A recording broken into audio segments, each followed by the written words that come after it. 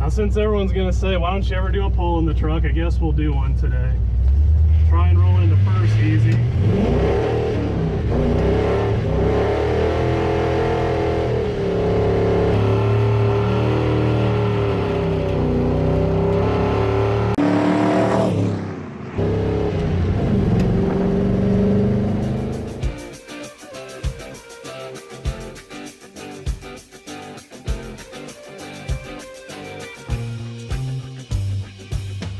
Howdy my friends, and welcome to the channel. Today I'm Luke, Thunderhead289 here on YouTube. Now today we're gonna jump in my old 74 F-100 here. I've had it parked since October of 2019 or so.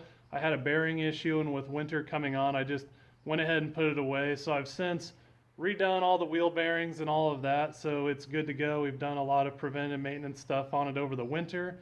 And today we're going to stomp on the gas pedal out the door. But in this video we're going to take a look at a vehicle like an old classic that's sat over winter, and then kind of the safe way to go about getting it going again and start it up. So today hopefully everything goes as planned and the F-100 drives itself out of the garage because it's finally warm outside and we're excited to be back in all of our classics again. So with that, let's jump right in. All right, so first things first here, we're gonna get our air cleaner off.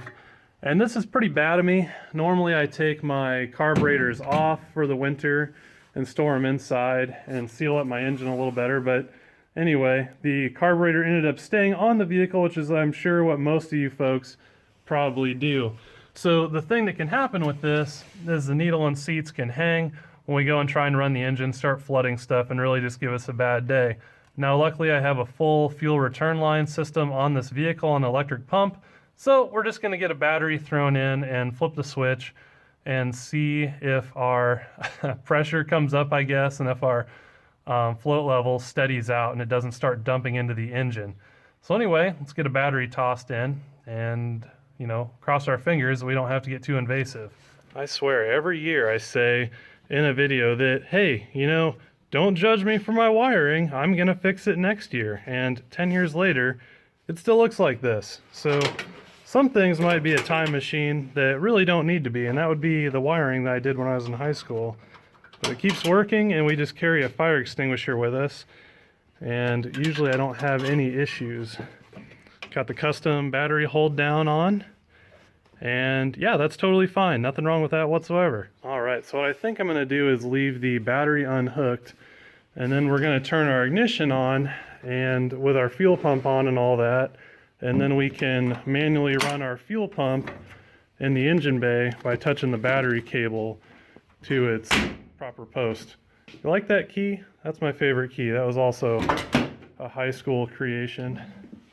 Now we should be able to touch our battery terminal and our fuel pump will turn on. Ooh, and she's loud. There she go. We got fuel. I can hear it. And the carburetor there.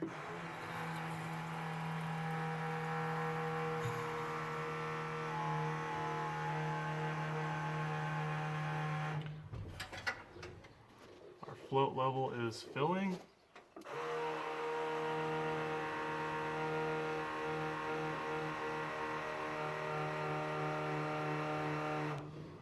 Looks like we're holding pressure. Let's throw that guy on there. Take a look at our pressure gauge. Everything is looking good. Sounds like the accelerator pump is still working, which is good. When a carburetor sits, especially a Holley style, that diaphragm that runs the accelerator pump a lot of times can fail, and you know, it still could shortly fail after here, we'll soon see. But it's always a good idea to either A, drain your fuel, you know, unhook your fuel line and run your engine, run the carburetor completely out of fuel. In my case, turn off the electric fuel pump, which it looks like I probably did. If you don't have those options, my other recommendation is to, if you have access to non-ethanol fuel, you should just go ahead and fill up with that, because the alcohol in that ethanol fuel likes to, you know, really screw with carb parts when it sits for a long time. But everything seems good here. We can move on to our next piece. The other thing I always do before I hit it with the starter is just make sure nothing's seized. You know, if you leave a vehicle in a humid environment, You know, especially when it goes from freezing to thawing, that puts a lot of moisture in the air.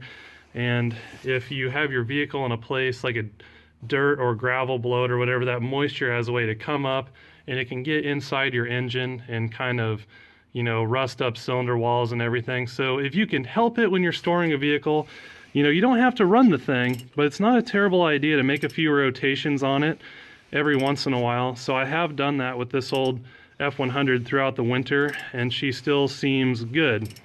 I think at this point we can try and fire the truck up. So we're hopeful here that everything will go okay. Like I said, this thing is right out of how I had in high school. Oh no, all of our high school LEDs are dead. Oh, there they went. Perfect. Oh, she's gonna do it.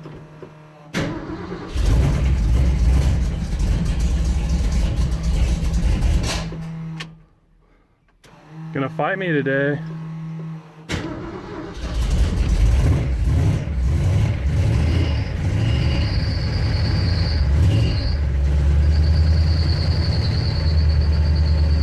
Fun little alternator squeal. There we go. Fun fact with those 100 amp one wire alternators, it's a good idea to run a dual V-belt. You'll see on my Galaxy build that front timing cover setup that I have on that, and I've always intended to get it on this, and I just haven't gotten around to it yet. But obviously, if you don't want to listen to belt squeal, that's the way to have things. Oil pressure looks decent. She gonna hold an idle? We let off. Yep, she's holding an idle okay now. No foot feed. Yay! Been a long time. Well, I don't want to smack the back end of the F-250 coming out here. Would have been nice if I would have pulled forward a little bit. Well, that's warming up. We'll just get her moved.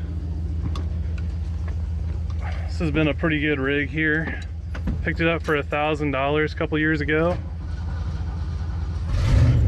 It's got a 390 4-speed in it, so does pretty good for itself. 183,000 original miles supposedly, and I'd believe it if you've seen under the hood. But pretty fun old truck. We use this to pull our horse trailer and heavier stuff, being an F-250.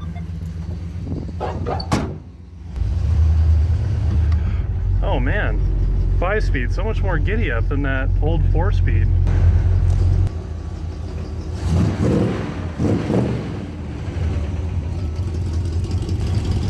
And there she is. So in the summer, this has been my daily driver, typically 70 miles a day to work, and it doesn't care. It's been doing a great job the last couple of years, and I don't expect this year to be any different. All right, so I've had the truck out putting around the neighborhood, and it's just about how I remember it. You know, night and day difference from that F-250 I've been driving with this 5-speed. Now, I built this 302 as a truck engine. It's not a hot rod engine or anything like that. It's built for low-end torque. It has a very low-end torque, small runner intake manifold on it, a 500 CFM carburetor, you know. So I tried to build an engine around a truck, and with the 5-speed behind it and everything, I mean, you just breathe on the gas pedal to go down the road. It's no surprise I used to get, you know, 22 miles to the gallon, 22, 23, 24 when I drove it to work. Because, man, I mean, you put down the road and the manifold vacuum when you're cruising is almost at 20. I mean, that directly correlates to your throttle position. And, you know, it just doesn't take a whole lot to move this truck down the road here. So we'll go for a little drive and maybe rip through the gears once and just see how she does. But I mean, you hardly have to use a clutch. You're just off and you're going down the road. It's too bad that you can't find these old T5s anymore in salvage yards, because, man, they're a really nice, easy swap on these old Fords. Good old manual steering, 3-pulley setup, so there's nothing to get old and wear out. but you sure do have to saw away at the steering wheel to get around a corner. Now my favorite part about this truck is that it's actually entirely straight piped, but since it's built for such low end torque and all of that, it's really pretty quiet. And with the 5-speed, I don't have to get into the throttle. You know, I'm really not moving much volume, so you know, it doesn't really put out a loud exhaust tone, but if you get on it, it'll get nice and loud. There's a pretty good exhaust note to it still, so you can kind of have your cake and eat it too with the exhaust with an engine like this. You know, you don't have that good cam ka-chunk, but you know, for a truck, it's pretty okay. Now, since everyone's gonna say, why don't you ever do a pull in the truck, I guess we'll do one today. Try and roll into first easy.